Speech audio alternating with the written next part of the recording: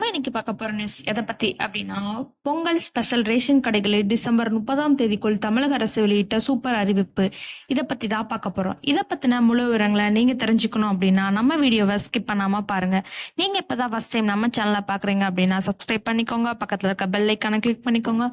வாங்க இப்ப நம்ம வீடியோக்குள்ள போகலாம். தமிழகத்தில் வருடம் தோறும் பொங்கல் பண்டிகையை முன்னிட்டு அரசு சார்பில் சிறப்பு பரிசு தொகுப்பு வழங்கப்படும். அதோடு ரூபாய் 1000 ரொக்கப்பணம், இலவச வேட்டி சேலைகள் போன்றவை வழங்கப்படுகிறது.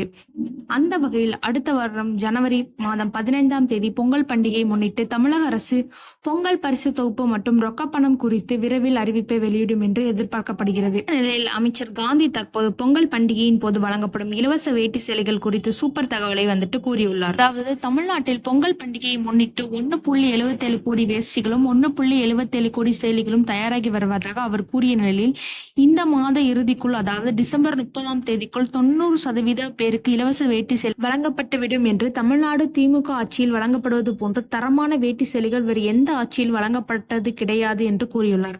அதன் பிறகு மீதம் உள்ளவர்களுக்கு ஜனவரி 10ஆம் தேதிக்குள் இலவச வேட்டி சட்டைகள் வழங்கப்படவிடும் என்று கூறியுள்ளார். மேலும் ரேஷன் அட்டைதாரர்களுக்கு இலவச வேட்டி சேலைகள் குறித்த அமைச்சர் அறிவிப்பை வெளியிட்ட நிலையில் கூடிய விரைவில் ரொக்கப்பணம் தொடர்பான அறிவிப்பும் வெளியாகும் என்று எதிர்பார்க்கப்படுகிறது. ரொக்கப்பணம் எப்போ வெளியாகிறது என்ன அப்படின்றத அப்டேட்டை நீங்க தெரிஞ்சுக்கணும் அப்படின்னா நம்மளோட சேனலை சப்ஸ்கிரைப் பண்ணுங்க. தேங்க்ஸ் ஃபார் வாட்சிங் திஸ் வீடியோ.